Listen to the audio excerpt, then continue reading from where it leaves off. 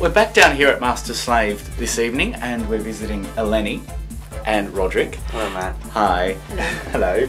And the purpose of this interview is to firstly establish a style for me, and there's going to be a journey along the way. And also Pandora is going to go on her separate journey, and we're going to meet at the end to see how we come out.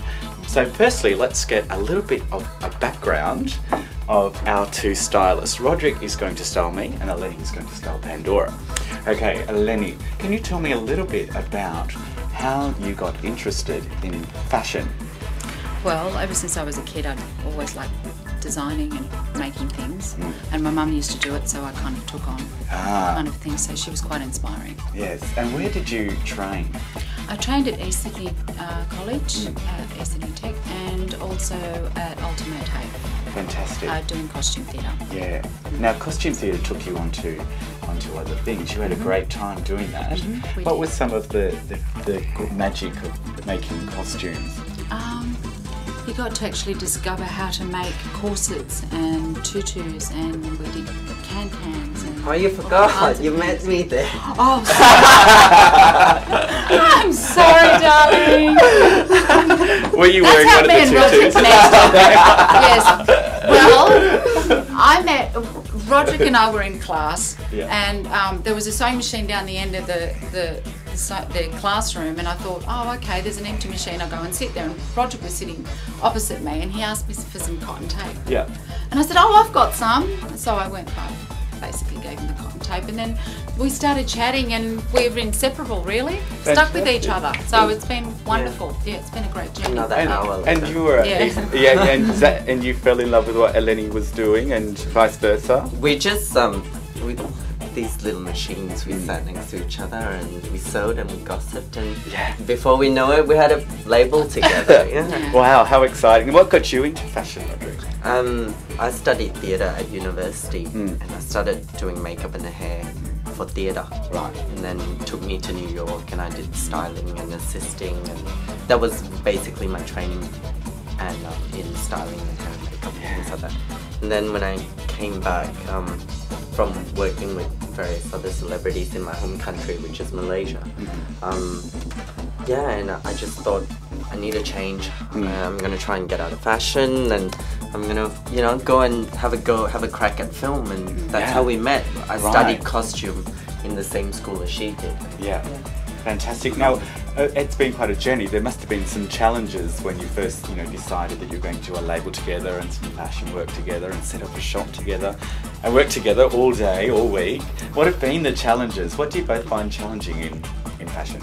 Well, we have our own opinion about everything, and then we end up discussing everything that of our own differences. So it does get quite a challenge, because he has this amazing kind of, well, he's taught me to look beyond fashion, like to look further out of what's going on.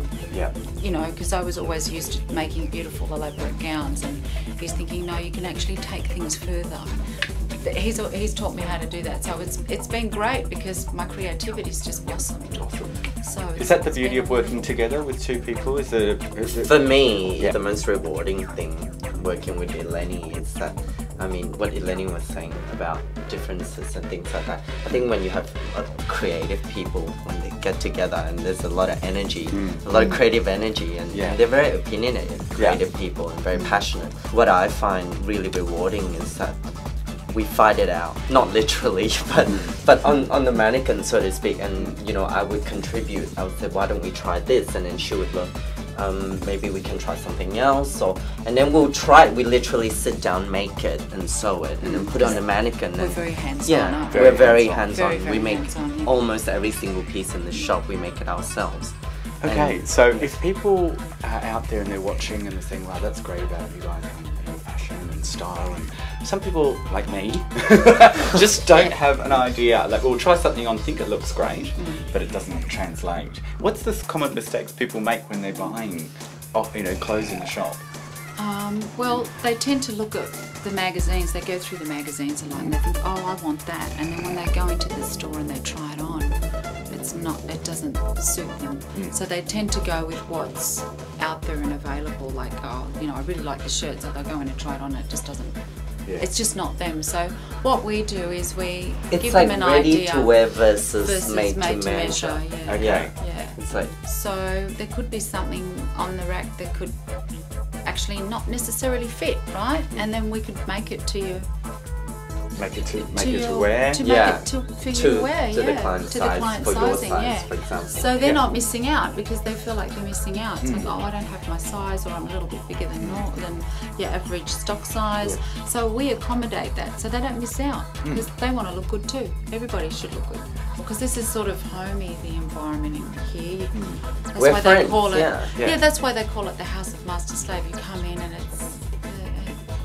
it's a relaxing feel. Yeah. Well, that's terrific because I'm a little bit nervous, Mom. Oh, nothing to be nervous about. Fine. All my fashion faux pas are about to go out the window as I throw myself literally at Roderick's feet and Pandora will throw herself at Eleni.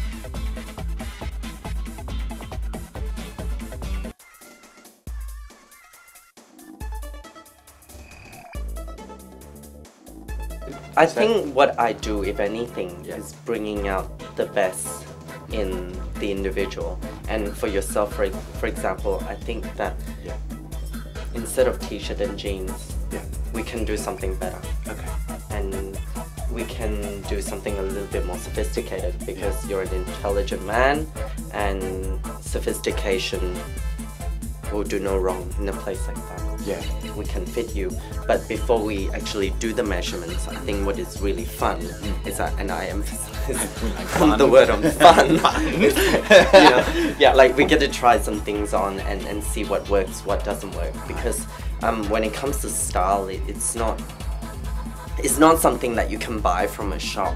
You know, it's a process. Yeah. There's no right or wrong. It's just a journey where we can try a couple of different things on, and then maybe hit on something. Okay. That maybe you like. Well, I like to hit on something. That's right. for sure. Am I going to like discover things about myself that I didn't know? Am I going to feel different, or just look different? I think that every day we look at ourselves as in the mirror and we only see ourselves from our point of view, and it's really beneficial when you're talking to someone like myself, for example, that can give you an alternate point of view. And that's really interesting because you might go, well, I'll never look good at that, and then I'll put you in it, and then maybe, wow, if you keep an open mind and try on a couple of different things, and maybe you will discover certain things about yourself. Is it something that I'm going to have to trust you in? Am I going to have any input in this? It's a consultation process, you see. I'm going to guide you through it. Rather, I'm going to facilitate. Okay. You know, and I'm going to go, well, why don't we try this, this, and this? And you will tell me, well, actually, Roderick, that's a little bit too much for me, you know, or whatever. And it's a two-way street because, like I said, I'm not in the business of telling you who you are, or what you're wearing, or what you should be wearing. I'm here to help you bring out the best in you. Alright, this is it. This is the style that ultimately we're going for. You look great. Thank you. I love it. I feel completely different. Yeah. So what is it about this that works for me? I think what previously we didn't have, we didn't really establish a basic body structure. It was very boxy and it was just pile on pile. It's what we're trying to achieve here is that with the shirt you have the what we call the dicky. It's a kind of panel, a tuxedo finish that emphasizes the shoulders, right? So we're getting a really, really beautiful masculine figure. If I just turn a bit more, maybe face on towards the camera, they can see what the lines and that are doing. Yeah. You can see that it's like it emphasizes the masculine V of the torso, and at the same time, because of the shirt, you're getting a little bit of shape here, right? It's amazing.